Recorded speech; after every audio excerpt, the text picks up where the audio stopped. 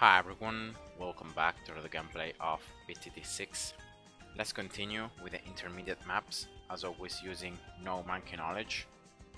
Now Downstream, Halfkish. I'm gonna go with Obin in this gameplay. Not because you cannot complete this map without Obin. I think you can use like Gwen, you can use Pat Festy, you can use a lot of other heroes and still completing this map, but I like getting Obin, and I like how he performs on a specific map like this one again, when it's gonna be better because you're gonna be able to attack the Bloons once and then twice as they come back on the loop. So that of course is gonna be better. Unfortunately, there is this whole right side of the map that you cannot in any way attack unless you're using super huge towers or towers that can be moved, like the Ace or the Heli or the okay, here I think I messed up the round. I should have placed that monkey earlier. I just got caught talking.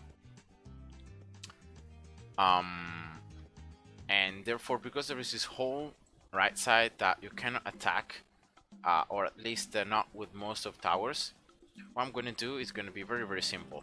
I'm going to get Obin because again his wolf attacks are going to be able to seek out the balloons and pop them wherever they are. It doesn't matter how far they are from the position of Obin. The wolf attacks are going to seek out the balloons and pop them, pretty much like a distraction. Sorry, from like a second shuriken from the ninja. Now the only limit of the second shuriken, and that's why the ninja in this map is not as good as in other maps, is the fact that the shuriken cannot fly forever.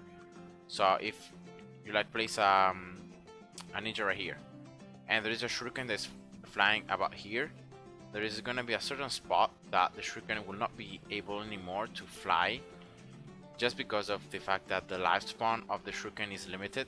You can increase it with monkey knowledge, but because I'm running with no monkey knowledge, I cannot increase it, and so the shuriken is gonna like expire, and so you're gonna lose that that popping power that you could have with second shuriken. So yeah, that was the only thing. So here Obin strong. This position or this one are pretty much the same. You can still place towers inside the loop, but you need to sell the rocks inside, otherwise you cannot place anything.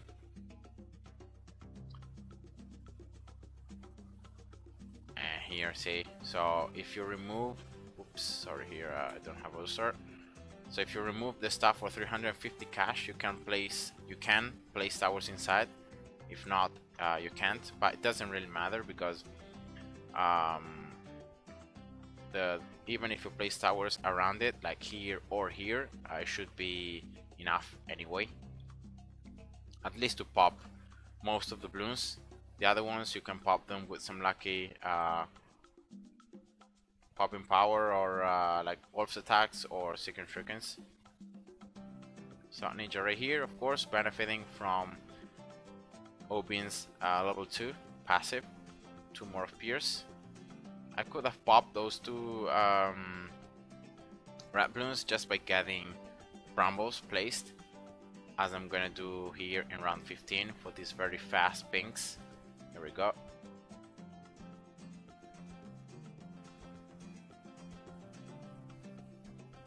But yeah, I mean, I'm not really used to use brambles that often, only when I strictly need it, and that's why some rounds I lose some lives because of that.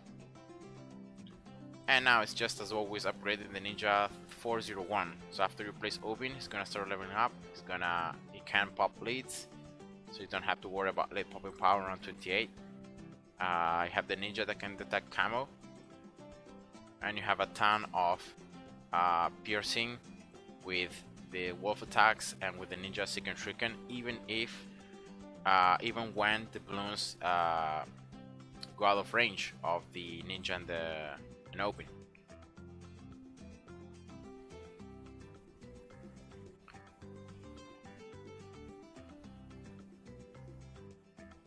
And I know that using all the time the same kind of strategy to defeat half kush can be not that interesting, but nonetheless, the important thing is beating the 100 rounds, right? It doesn't really matter with how many lives you beat it,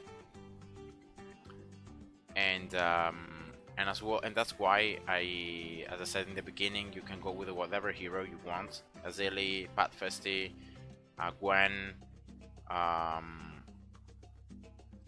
and I think those are the heroes that I think are gonna work. All the other heroes in half kush, unless you're playing in very specific maps or very easy maps, you may find yourself dying.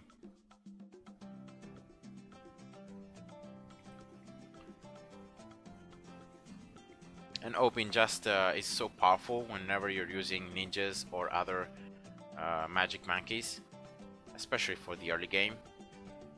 Plus in row 40 you have Brambles, you should have a Ninja 401 and Alchemist 300, so nothing to worry about.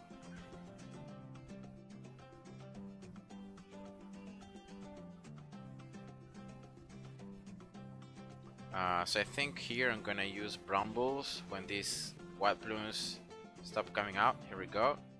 So I have some Brambles prepared beforehand for round 36, and then I should have the Brambles cooldown back again for the second part of these pink rushes, and that's it. That's how you can pop all those pinks. Ninja 401, and now it's just getting the Alchemist upgraded as much as possible for round 40. At least the 200. A 300 it may depend on how many laps you have lost.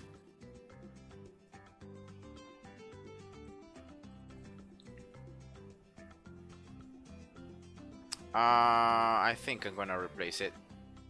I think it's just too close to the left, to the right side, and so that will not allow me to get any other tower placed, like right here on top of Obin, and that's why I just replaced the Alchemist.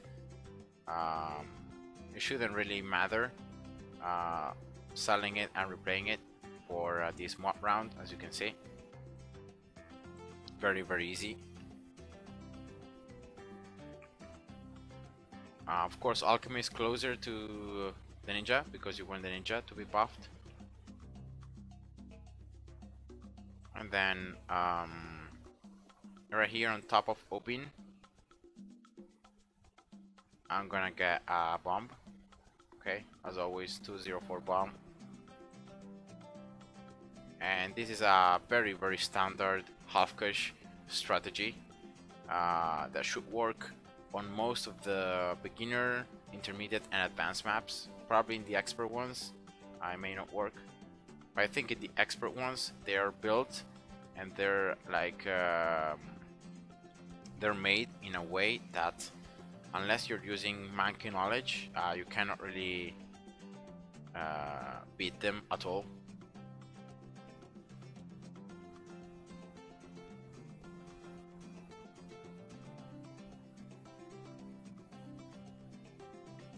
The ninja still be buffed, right? Yeah. The bomb is not as close as the ninja is to the alchemist, so that's why the ninja is still the one being buffed.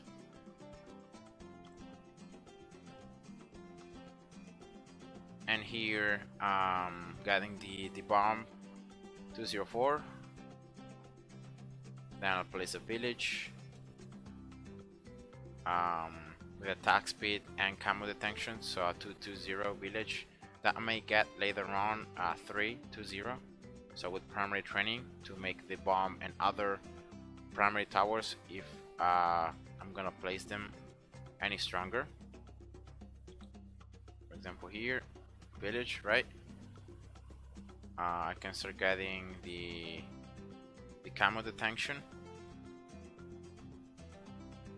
But anyway, a ninja buffed with Obin and an Alchemist. Should be enough for the camos in round 51. Just use Brambles if you don't feel safe, but it should be enough.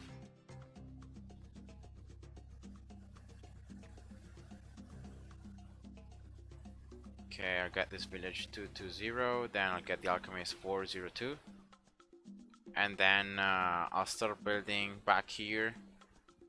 I may get right away primary training. And then back here I may get one ninja, sorry, not one ninja, but one boomerang. 320. Then and then some more presses or some 030 bombs.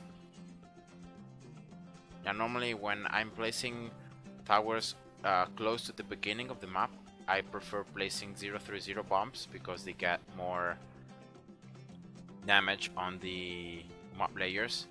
But if I have before, like I can pop the mob layers, I have other towers attacking the mobs, then I prefer getting mob presses. I don't really think it changes, but whatever.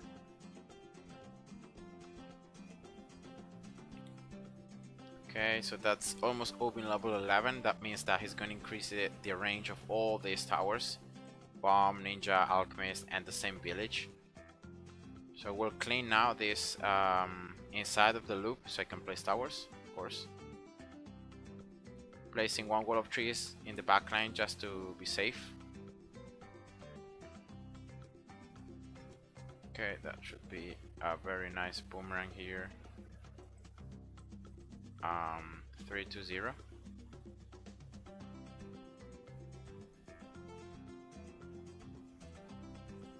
here we go.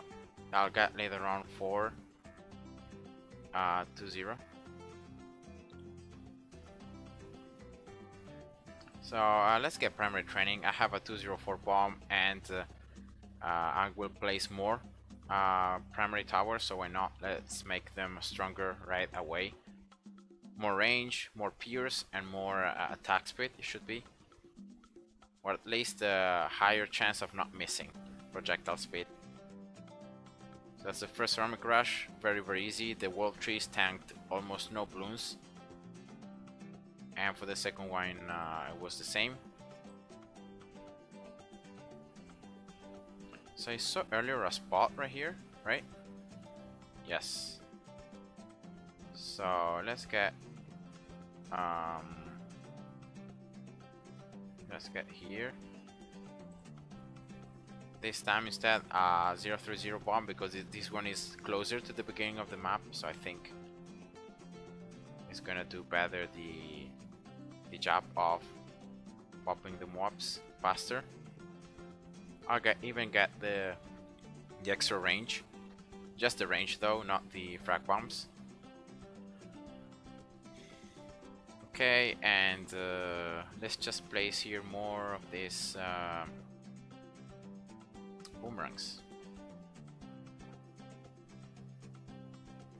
I can get here, well, I could get a lot of stuff. I could get also a duck shooter right there. Works also very good with how the loop is. So let's place a duck shooter. Why not? Okay. So overdrive.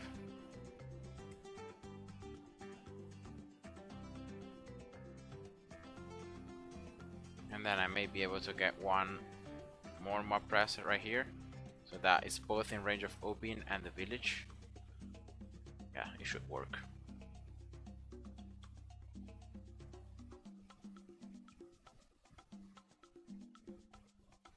So let's replace that wall of trees. Why not?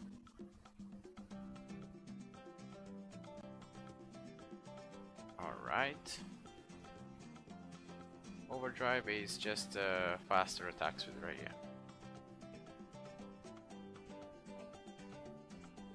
Actually, let's get for round 76 and 78. Let's get first the Morglaives. So the fourth upgrade in the first path of the boomerang. Maybe a wiser choice than going right off with a mob press. Just to do some extra damage to the ceramics and being able to damage them faster.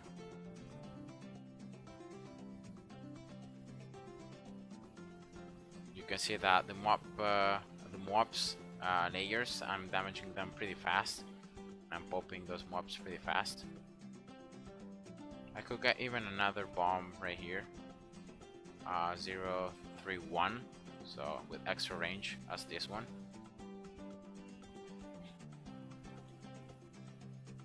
But it's gonna be the very last thing that I'm gonna do. So that's the more glaives, okay. Then next is the set mob press. Here is in range, yes. Strong.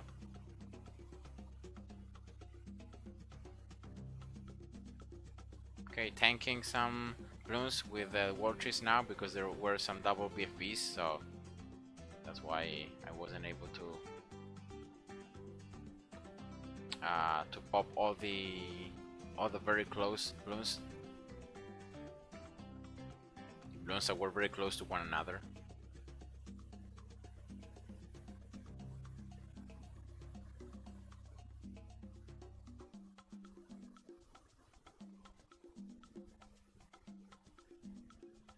Okay.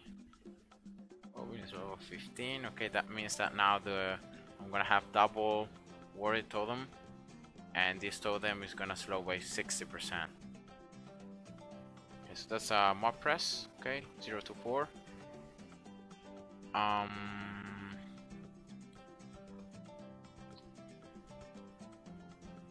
So with the cash I'm gonna get before an 80, I can get another mob press, or I can get another bomb. I think I'm gonna go with another mob press, just because of the Zomegad being able to knock it back and also knock back the BFBs.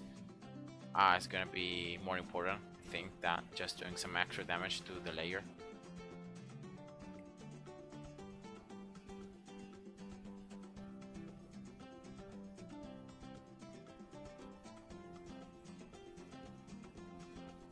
Okay, so that's 2 mob presses. Perfect.